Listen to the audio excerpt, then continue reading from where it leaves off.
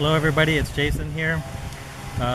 It's been a long time since I made a video, I know, and I apologize for that. I've been just overwhelmed with what I've learned over the past several months. And I don't know how long it's been since I made a video. I mean, it feels like almost a year. But anyway, I've learned a lot in that time, and it's been up and down. I've gone through periods where I struggled, and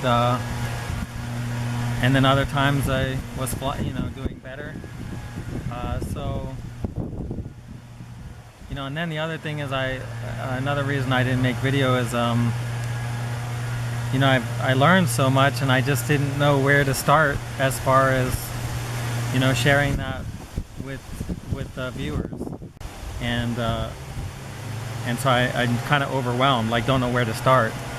One of the things, like where to start, well, one of the things that a lot of my videos at the time, the last time when I was making videos, I was had just learned about narcissism and psychopathy, and I was just trying to get out there what I had learned about those things, and so I was just, just so you know where I was. I mean, I was just, watching video after video about narcissism and psychopaths, and trying to learn as much as I could, trying to wrap my head around that, what goes through their minds and everything, just trying to understand, and just realizing just how crazy that that stuff is. But then eventually I got to the point where I'm asking the question, like, why am I, forgive the noise, my neighbor is mowing, so once I went through that, I mean, gosh, it was probably 2 years, at least a year, 2 years, researching narcissism and trying to figure it all out, and then eventually I got to the point where I began to ask myself the question, like, why am I finding myself surrounded by narcissists? Like, they're coming at me from every direction. I mean, my neighbors are narcissists. My wife was a narcissist, or a psychopath, actually. My children are narcissists. My parents are narcissists. They're divorced, and both sets of them are narcissists. The few friends that I had, they turned out to be narcissists. So I was just surrounded by them. And then when I was trying to, and I'm a very social person, I always try to see the best in people and all that kind of stuff. And that's really what gets us in trouble in the first place. But one of the things that gets us into trouble with narcissists in the first place, that's I'll have to deal with that in another video. But so eventually I got to wondering, like, why the hell am I attracting narcissists into my life? They're just all around me, and they're feeding off of me. And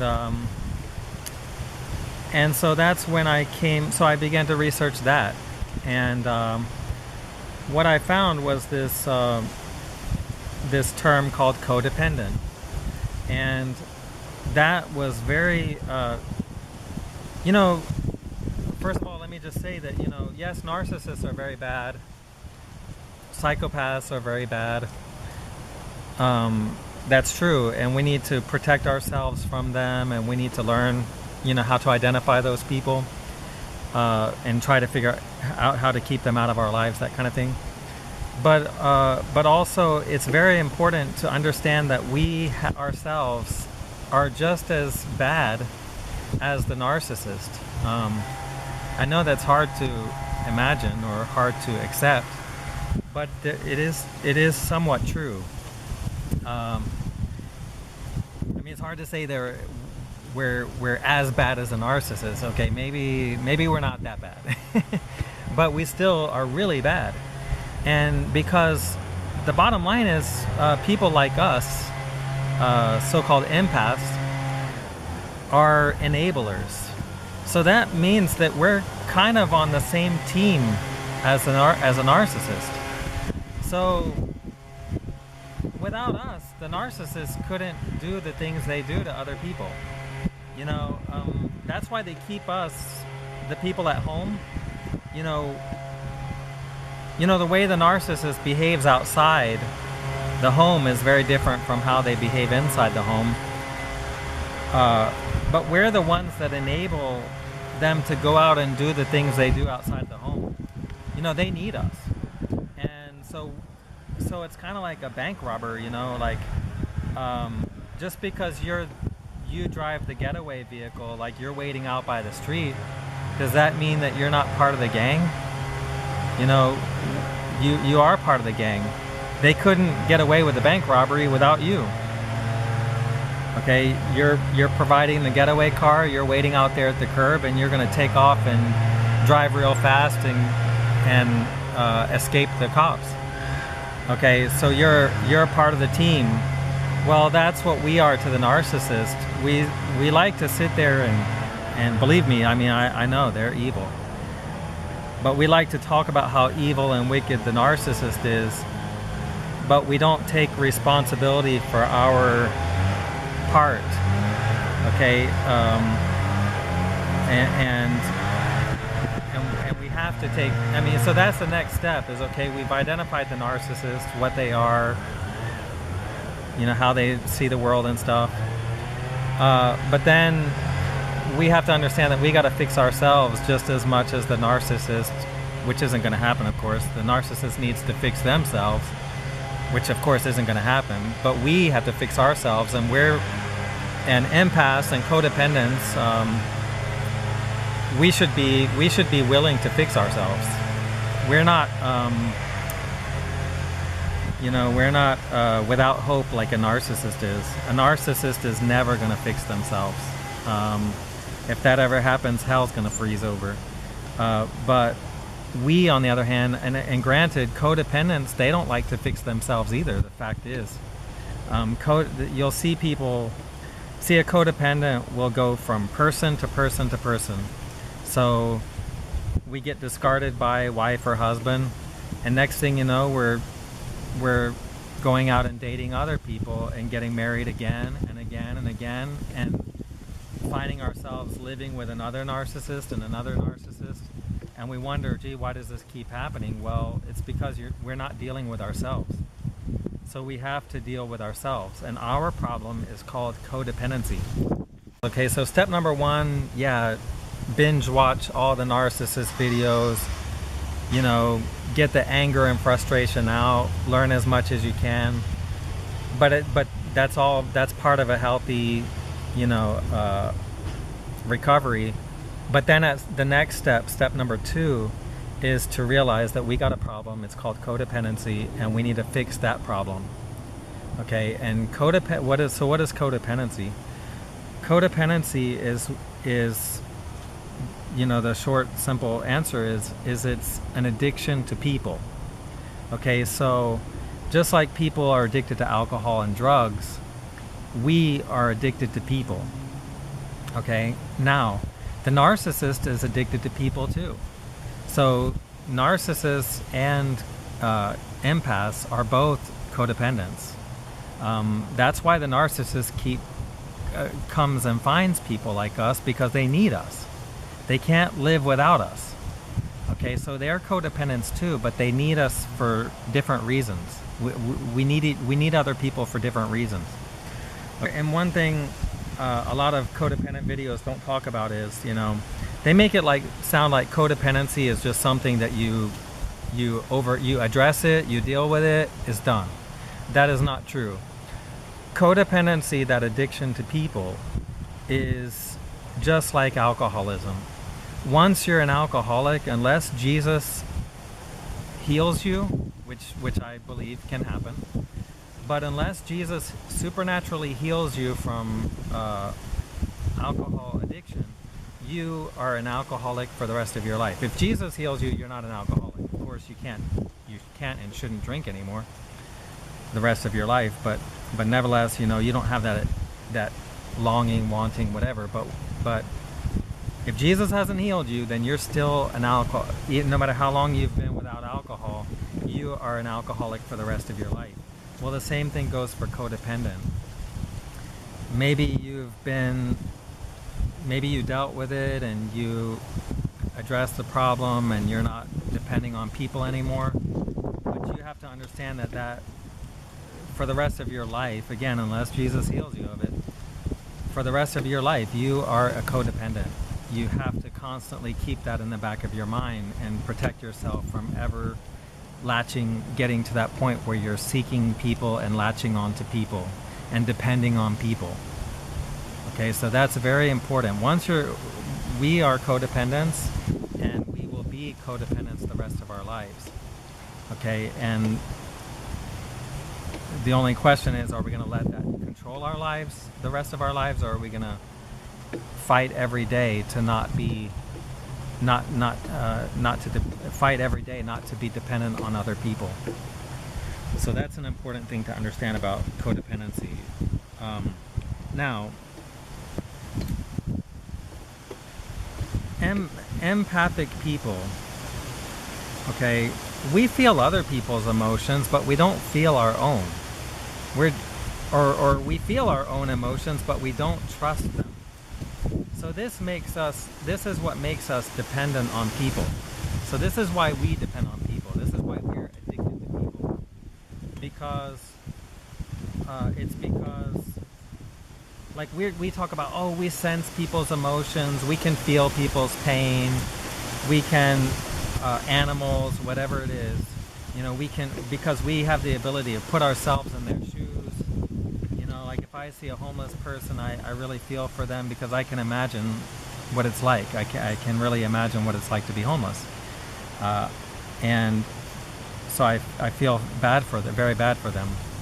And however, when it comes to my own feelings, I'm completely disconnected. Like I may be angry because somebody did me wrong, but I will completely, sweep it under the rug and not deal with it. And so, or maybe I meet a problematic person, and I just choose to see the good in them. And and so a person that I really shouldn't be associating with, I associate with them because I choose to see the good in them. Okay, and that's what. And so in other words, we're not listening to our gut feeling. It's there. We probably have a gut feeling. We have emotions and all this kind of thing, but we're disconnected. We're not paying attention to it. And this is the root cause of our dependency on people. Because instead of trusting in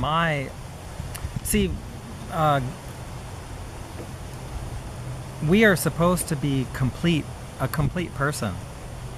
And I shouldn't have to, see, that's like alcohol. A person shouldn't need a chemical. They shouldn't need a chemical outside their body to enable them to survive. Okay? They should have everything they need inside of them. It's the same with us. We should not need other people to process our emotions for us. Okay, so in other words, so if I do something good at work, I should not need someone to pat me on the back and tell me good job and all that in order to feel good about myself. I should not need that, but I do. Why? Because I'm an empath. Okay, I'm addicted to people. I need that pat on the back. Our emotions are so disconnected. We're so disconnected, meaning that we may have them, but we don't listen to them. And we constantly need feedback from other people. Like we'll say to people, like we'll feel warm in the room, but we can't just believe our own body. Our bodies tell we're sweating, and our body is sending us the message that we're hot, that we're warm. But the empath has to lean over to the person next to them and say, "Are you warm?" You see, we always have to get that validation from other people. That's not normal. That's not normal behavior. Okay, that's a problem. And it's that, constantly checking with other people about, like, I feel something and I got to check with somebody else to see if they feel it. You see what I'm saying? And that is what gets us into trouble. It's that right there is what attracts narcissists from a mile away. Okay, they can see that we lack confidence because we're asking people dumb questions like that. Do you feel warm? I feel warm. And then they say, yeah, I feel warm. Oh, I feel warm too. You see, and the narcissist looks at us and says, are you an idiot? They can see a sucker like that from a mile away. That's what that is a person that they can easily take advantage of. Okay, because you need them to give you feedback. That means they can manipulate you through the feedback they give you. Do you see that? That's what opens us up to narcissistic abuse. Because we don't trust our own emotions, our own gut feelings, and because of that, we are depending on what the narcissist tells us. And the narcissist is just looking at us going, what an idiot. This knucklehead believes everything I say. You understand? Even when I lie, he believes me. So do you understand? That's what gets us into trouble. That's what makes us attractive to narcissists. Because a normal person is not like that. Okay? So the empath is disconnected from their emotions because they don't trust their instincts or gut feelings. They need people to filter their emotions and make them feel whole.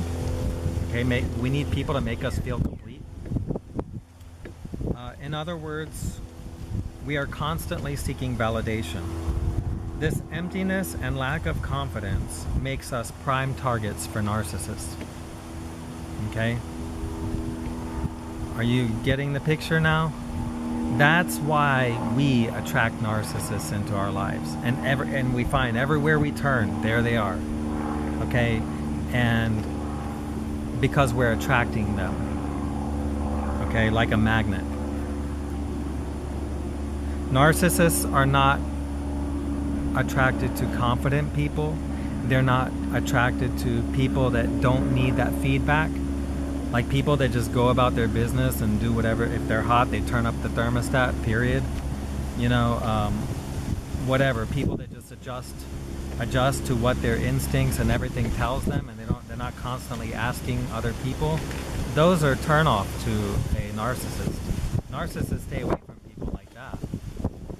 Narcissists are looking for people they can take advantage of. Okay. Now, a narcissist is a codependent as well. A narcissist needs people, okay, to fulfill many roles in their lives. Now, it's a different kind of thing. Like I said, we don't trust our instincts and all that. We need people to bounce. We need people to tell us what we already feel. Narcissists need people for a different reason. They're basically users. They're parasites, and they need people for the following reason. They see people as tools to be used and discarded when no longer needed. They need people. So here's some examples of why they need people. They need people to worship them. So they need to surround themselves with losers, like, sorry to say, but empaths who look up to them. People who lack confidence, to, in essence, worship them, to look up to them. They need people to do things for them, whatever that is. They're users. They need people to fix their car, whatever, all sorts of tasks. They need people to take their frustrations out on. They need people to provide things for them, such as money, food, and shelter. And they need people to screw with, meaning to manipulate, gaslight, argue.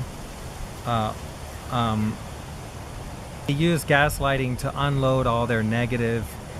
A narcissist has pretty much nothing but negative inside of them. So the four emotions that rule, basically the only four emotions that a narcissist has is anger, jealousy or envy, hatred, and fear. Okay, so they have these four negative emotions, and they have to get it out. They have to release it. You see, they go out, like my ex-wife. She's a nurse, so she's got to be nice to people all day, but she's got these negative emotions just stirring all up inside of her, and she has to, in order to be nice to people at work, she has to be mean to somebody else. Like, she has to balance out. You know, in order to be nice to one person, she has to be mean to another person. In order to have energy to give to somebody else, she has to take energy from another person. So the positive things that they give, that narcissists often give to people, the positive aspects of human interaction is usually the people outside of the home. All the negative stuff, the gaslighting, the crazy making, all that kind of stuff, they do that to the people at home. That's why when you go and try to tell your friends that this is the way she is, they won't believe you. They're like, Sue is like that? No, she's wonderful. They have no idea. Okay, so they need somebody at home to get all those four emotions, which is really all they have. Because when they're good to people outside, it's all an act. It's all fake. Okay, there is no goodness inside of them. They're acting. Okay, so the true emotions that are in them, they have to project that onto you. Okay, so again, that's why they need people. So they're codependent. A narcissist cannot live alone. They're just as dependent on people as we are.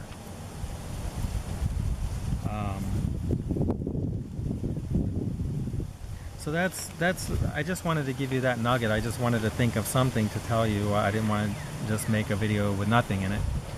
But I will try. A lady did ask me, "Are you going to make any more videos?" She just asked me today, so I kind of felt bad that I haven't done it in a long time. So yes, we have to deal with codependency.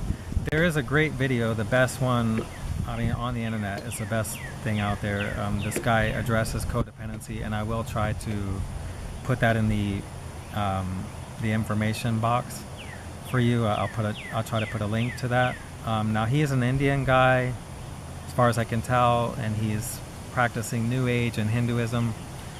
I myself am a Bible believer, so I don't believe any of that New Age nonsense. However, when he's talking about, which is what this video that I'll link to, for the most part, what this video is talking about is just strictly codependency, and he is absolutely right. Like, he does nail it on the head as far as what codependency is and how to overcome it. Just take it with a grain of salt. If he happens to mention anything New Age or something, I myself, I don't agree with that stuff. But like I said, when what he's saying about codependency, he's right on. And he was a big stepping stone for me understanding codependency. That video really opened my eyes to what it's all about and how it works.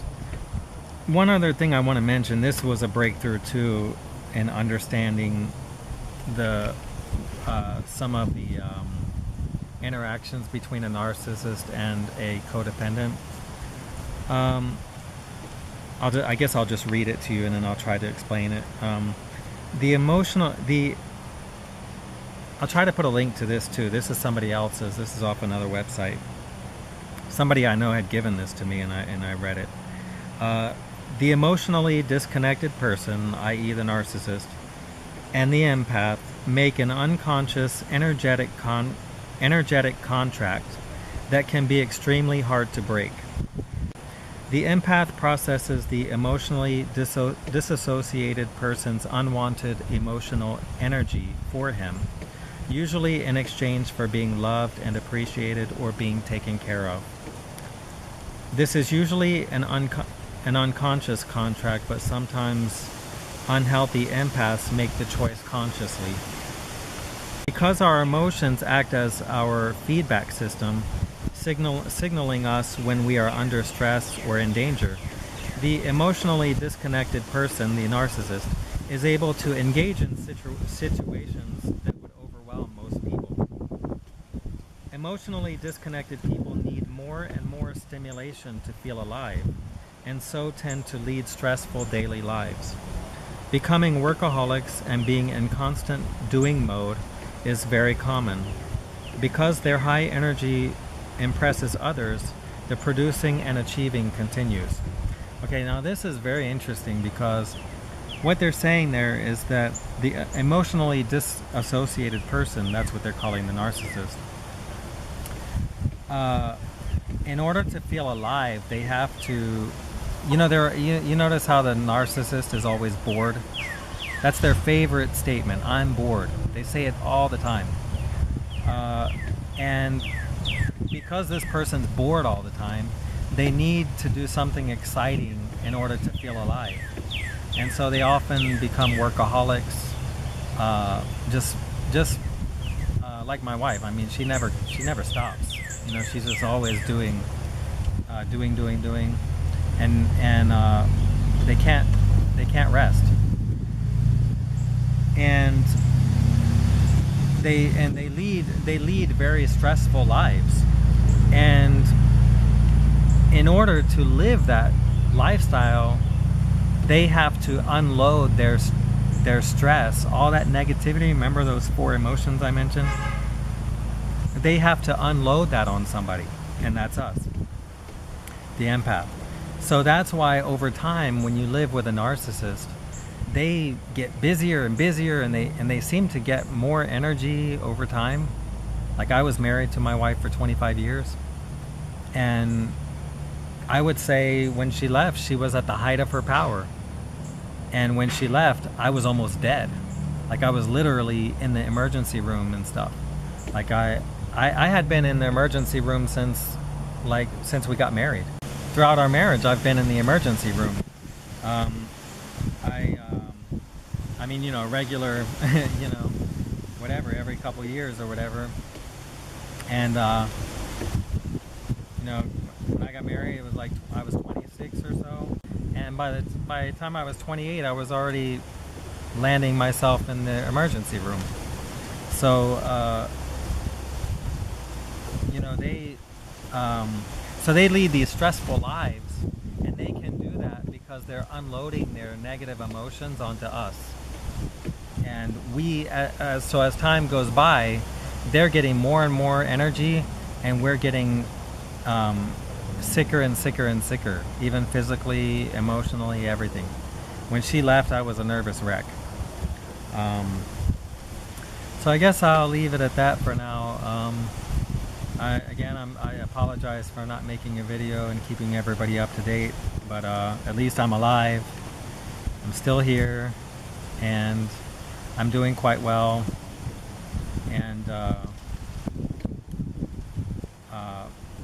And I'll make another video soon, and I'll explain to you some of the other things I've learned, and key things that I've learned that has really helped me to overcome codependency, because I really struggled. I mean, I've been early on when I first discovered codependency and that I had a problem. It was hard for me to understand that I had a problem. See, that's the thing is, it's not going to do you any good if all you do is focus on the narcissist. That's fine in the beginning. It's completely understandable to want to know, like, what was I living with, all that kind of thing, what happened to me. But eventually we have to turn the focus on ourselves, and only when we fix ourselves are we going to be able to live without narcissists coming into our life. We have to stop being codependent, meaning that I can live with or without a person. In fact, personally, I will never live with another person again in this lifetime. It's not going to happen. I will never live with another person. And I'm not gay. I like women, as far as the physical, anyway. But I'm not willing to live with I'm not willing to live with a woman ever again. It's never going to happen. And when I say things, I mean it. A lot of people say, "Oh yeah, you say that now." No, I mean it. Whether I even have anything to do with a woman ever again, I don't know. But I will never live with one. I will never cohabitate with one again. And so that's where I am. I feel like I've overcome codependency, and I don't. And it was hard. It was difficult. But I don't need people anymore. I'm perfectly happy to be alone. In fact, I prefer to be alone now. I don't really want to be that close to people. I like to be around people, but I don't have to talk to them or anything. I'm not like hiding out in my house, which I did for a while. I hid in my house for a little while. I tried to get out there and meet people, and it just, again, that people addiction. I tried to be around people, and it didn't work. I kept being attacked by narcissists no matter where I went. And because I'm a people person. I like to talk to people and stuff. But every time I tried to interact with people, I found that I found myself talking face to face with another narcissist. And they were just literally, I mean, those narcissists, they look at me like I'm a candy bar. I mean, really, I mean, I was amazed. Like, they just look at me like, you know, like they want to eat me. You know, they just practically licking their lips, you know. And I was just like, what is going on, you know? And so for a while I just kind of hid in my house, and I didn't even want to see anybody, whatever. But then I came across that video, and it helped me to really deal with it and realize that the problem is not with them or only with them, it's with me. And you have, I guess I keep going, I mean a little bit, like, you have to be, you know, if people are abusing you, it's because you're letting them abuse you. That was hard for me to understand. I couldn't understand, what do you mean? You know, somebody would tell me that, and I got so mad. You know, I just couldn't understand that, like, you know, that they were blaming me, like saying that I'm responsible when somebody else abuses me. And I was so angry about that. But I finally realized what they meant by that. It's that if I'm interacting with a person who's abusing me, whose fault is it? It's my fault. It's because I don't have to interact with that person. You know, it's kind of like if I go and buy drugs, is it the drug dealer's fault? I mean, did the drug dealer make me get in my car and drive over and buy drugs? No, I did it myself. Okay, it's the same thing. It's the people addiction. That people addiction is the same as drug addiction. You cannot blame anybody but yourself. You know, I opened myself up to this person to abuse me. So as angry as I am at that abuser, it's actually I'm in total control of the situation. see. So that was a little hard to swallow. But and so okay, so what happens? Okay, as a codependent, I would normally seek out other people. I would go start conversations with other people. I would try to be around other people. Okay, and then I find myself surrounded by narcissists. Well, and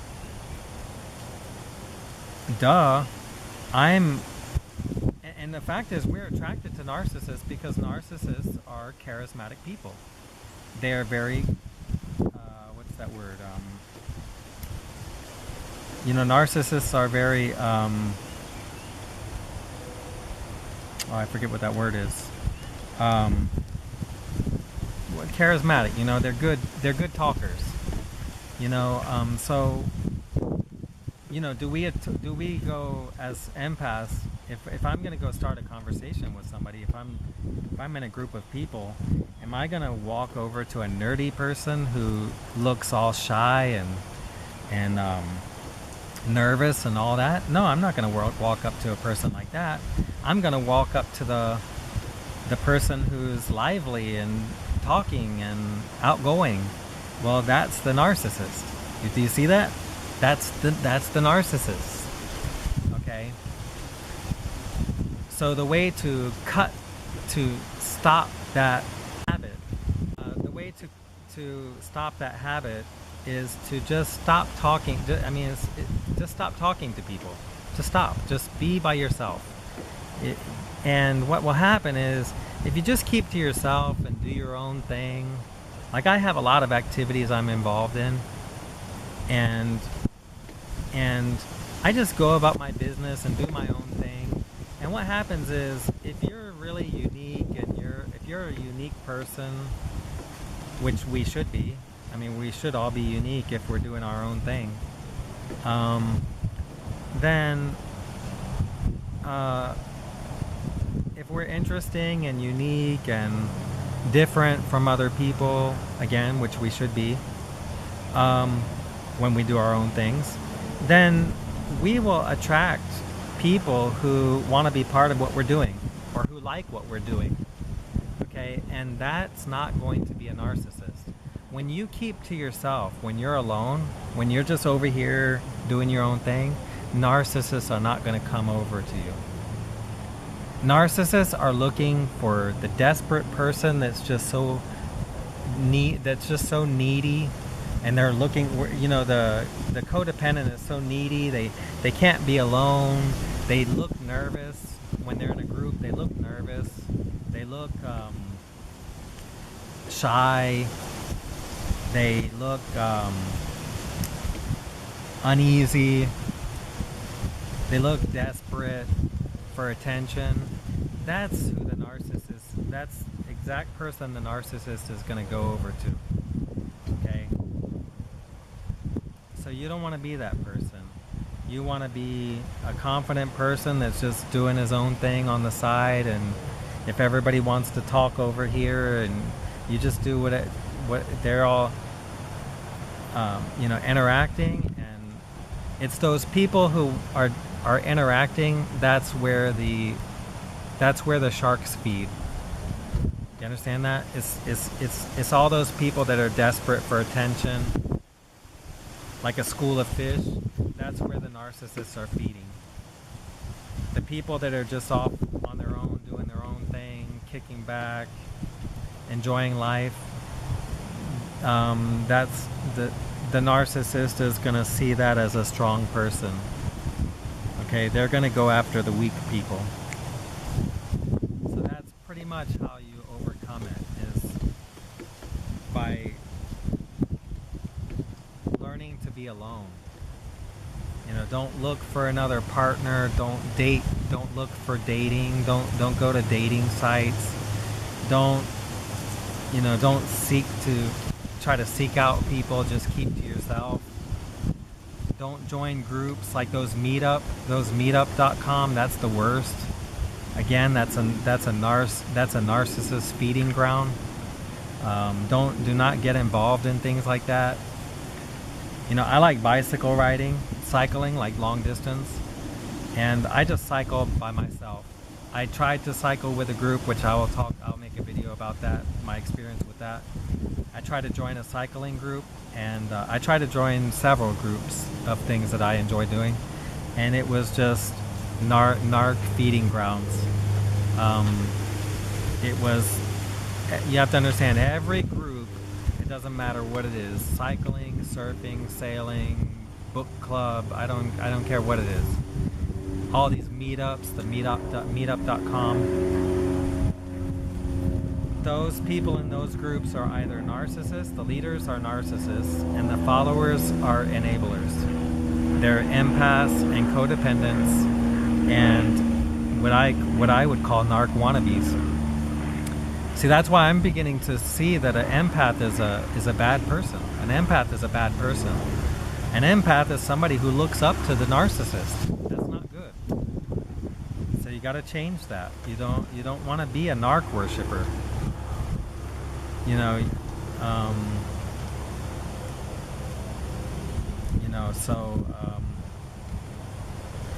Instead of joining a group, so I used to cycle in a group, and there were certain aspects of it I liked, but I found myself staring down narcissists. I mean, it was bad. It was bad. So now I just cycle all by myself, and I'm happy.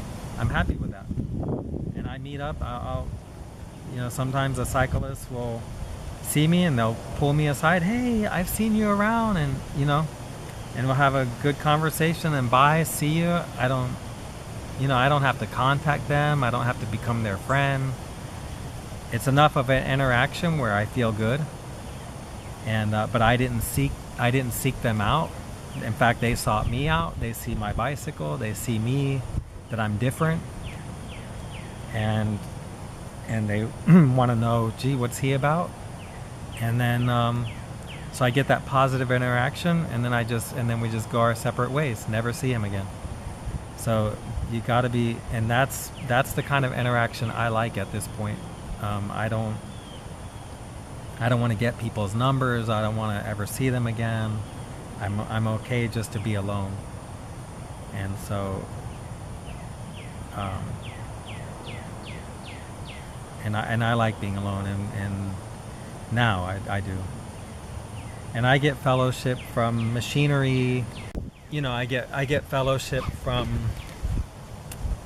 the things that are in my life, my machines, my bicycles, my cars, my boats, my surfboards, my skateboards. I'm into all kinds of sports, and I have animals out here. I have goats and sheep, so those are my buddies, and that's all. And God, I talk to God a lot. So that's what the Indian guy talks about. That's where we can, as codependents, that's where we can get our fellowship from. Pets. So, and the point is, you might say, well, gee, you get fellowship from boats and cars and stuff. Well, yeah, because those things are, I don't know, they're fun. They're fun things. I mean, that's why people name their cars and stuff. People often give their cars names because we interact with them. We fix them. We're fixing our cars. We, as men, we're fixing our cars. We're working on our bicycles and all this stuff. So they're like friends to us, and we get enjoyment from them. And in our animals, our pets, and all that. And all that works out really well for codependence because, and then God, of course, very important. You have to have a connection with God. It's very important. And when you have all those connections, when you have all those interactions in your life, then when you go outside your home, you're not so desperate for attention. Do you see that? See, that's what's important is you get your, you interact with other, as many things as things in your life, so that when you go outside, you don't feel so desperate to talk to someone. Do you see that? because it's that desperation. That's what the narcissist can pick up on. You know, they can pick up on our neediness, that we're so needy, and then we're so quick to just go out and talk to people and stuff, and we're talking to people we shouldn't be talking to. You know, which is the narcissist. We shouldn't want to talk to a toxic person, but because we're so desperate, we'll talk to anybody. You see, that's what gets us into trouble. So anyway, I mean, I've gone on and on. I hope you get the idea. If you have any questions about it, just ask me in the comments. I'll try to get back to you. And if you have anything to contribute to what I've said, you know, put it in the comments so that we can all learn from each other. And if you like this video, hit the like button and subscribe if you want to hear more. And so I'll try to be in touch again soon. Bye bye.